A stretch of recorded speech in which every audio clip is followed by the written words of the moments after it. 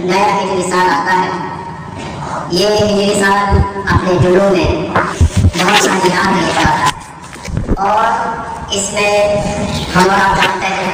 कि नए हिजरी साल जो इस्लामी कैलेंडर का साल है, इसका नाम नबी करीम अलैहिस्सलाम की हिजरत मुक़द्दसा की तरफ मंसूब किया गया कि जब नबी करीम अलैहिस्सलाम ने मक्का मुकर्रमा से मदीना तैयबा की तरफ हिजरत फरमाई तो हज़रत अमीरुल मोमिनीन उमर रज़ियल्लाहु अन्हु के ज़माने में जब तारीख लिखने का मसला आया तो उस वक्त इस साल की या हिजरी साल की इब्तिदा हुई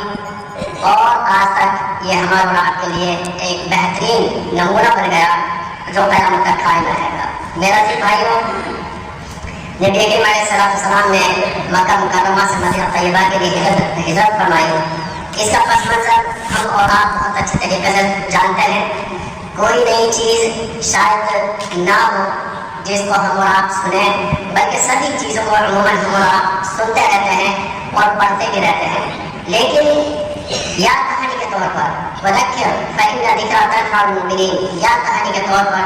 कुछ बातें बार बार दोहराई जाती हैं ताकि उनसे हम सबक सीखें या कुछ भूले हुए सबक को दोबारा हम याद कर लें। इसी मुनासबत से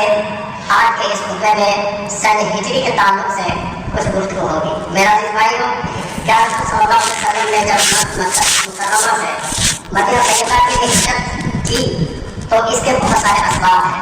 इसके बहुत सारे ज़ुरूर हैं और मुबर्रिरात हैं। उनमें से एक अहम तरीन सबब ये था कि नबी करीम अलैहिस्सलाम और आपके सहाबा किराम अपने ईमान और अपने इस्लाम की हिफाजत फरमाएं और इसी तरीके से जो रब्बुल इज़्ज़त व जलाल ने कलाम पाक की शक्ल में और प्यारे रसूल सल्लल्लाहु अलैहि वसल्लम की सीरत तैयबा की शक्ल में हमारे और आपके लिए जो प्यारे प्यारे अहकाम,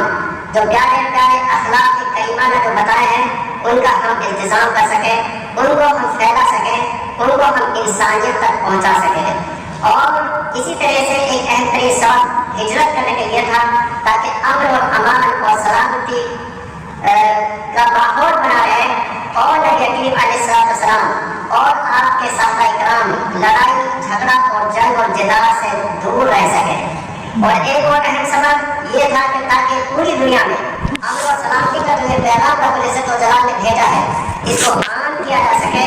और एक नए वतन की तामीर की जा सके।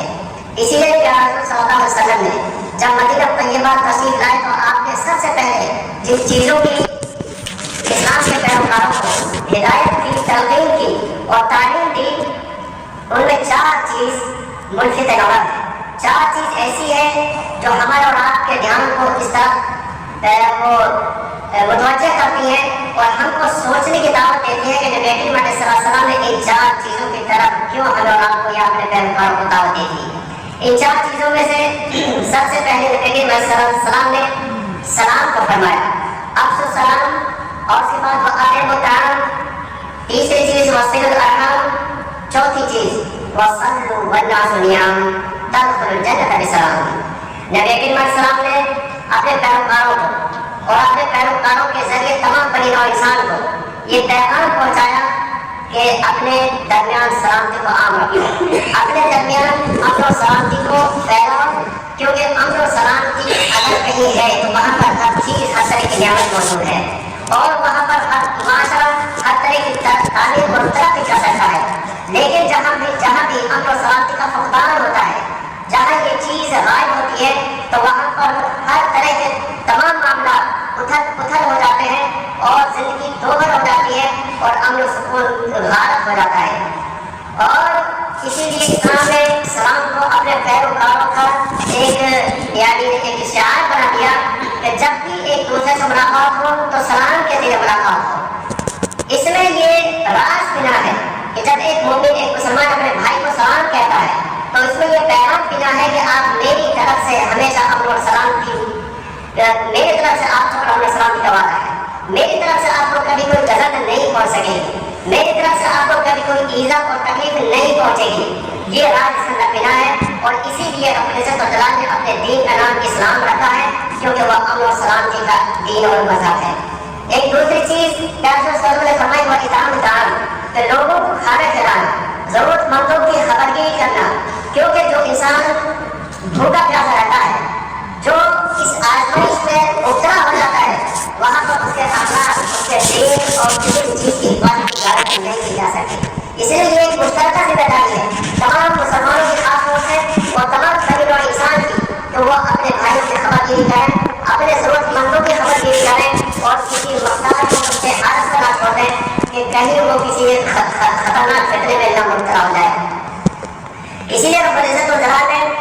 ایسے مومنین کے بارے میں ارشاد فرمایا ہے وَمَا أَنفَقْتُم مِّن شَيْءٍ فَهُوَ يُخْلِفُهُ وَهُوَ خَيْرُ الرَّازِقِينَ۔ جب ہم ایک دوسرے کی خبرگیری کرنے میں جو کچھ بھی ہم جدوجہد کریں گے، جو بھی اپنا مال اور دولت خرچ کریں گے،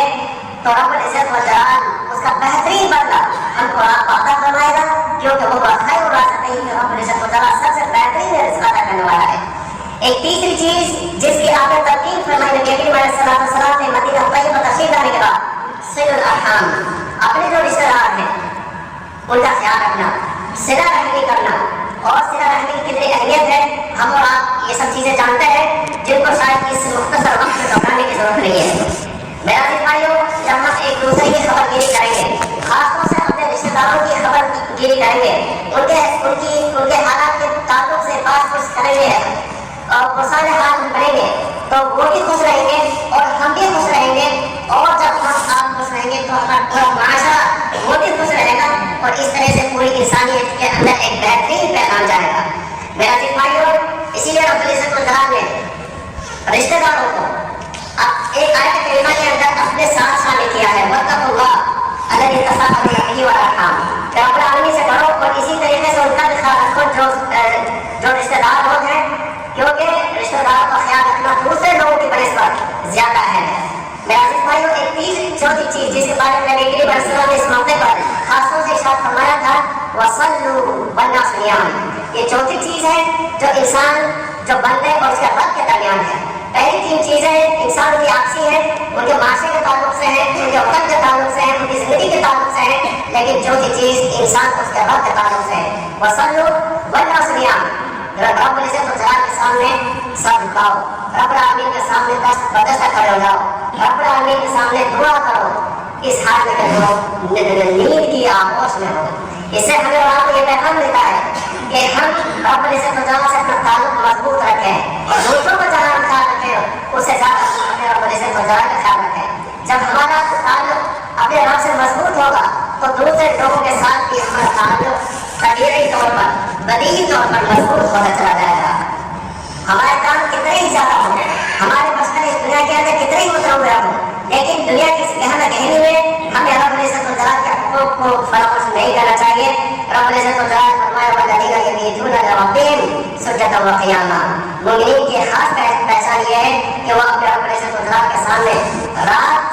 جگی کرتے ہیں، رب العالمین کے سامنے رات میں گڑگڑاتے ہیں، دعا کرتے ہیں اپنے لیے اور دوسرے سبھی لوگوں کے لیے۔ میرا عزیز بھائیو، اس کا نتیجہ کیا ہے؟ مجھے پیغمبر صلی اللہ علیہ وسلم نے فرمایا ہے اسی حدیث شریف کے اندر تدخلوا الجنة بسلام، کہ تم اپنے سلامتی کے ساتھ جنت میں داخل ہو جاؤ گے۔ یہ چار چیزیں ہیں، یہ چار قیم ہیں، یہ چار اقدار ہیں، یہ چار ایسی ویلیوز ہیں جن کا اگر ہم انتظام کریں یا مسلمان ان کا انتظام کریں کامل طور سے، تو یہ دنیا ہی جنت نما بن سکتی ہے، یہ دنیا ہی جنت نما گہوارہ بن سکتی ہے۔ تو ہمیں بات میرا عزیز بھائی دعا کرنی چاہیے، کوشش بھی کرنی چاہیے کہ یہ جو پیارے پیارے احکام ہمیں اور آپ کو بتائے ہیں، یہ اچھے پیارے اخلاق جو ہمیں اور آپ کو دیے ہیں اسلام نے، یہ اخلاق کریمانہ، ان کا ہم انتظام کریں، ان پر ہم عمل کریں۔ ہم اپنے آپ کو ان کی عزت کی تصویر حاصل کرتے ہیں تاکہ دوسرے دیکھ کر ہم کہہ سکیں کہ یہ واقعی مسلمان ہیں، یہ واقعی اسلام کے نمائندے ہیں۔ رب العالمین ہمیں اور آپ کو اچھے اعمال کی توفیق دے، رب العزت والجلال ہمارے اعمال کو قبول فرمائے۔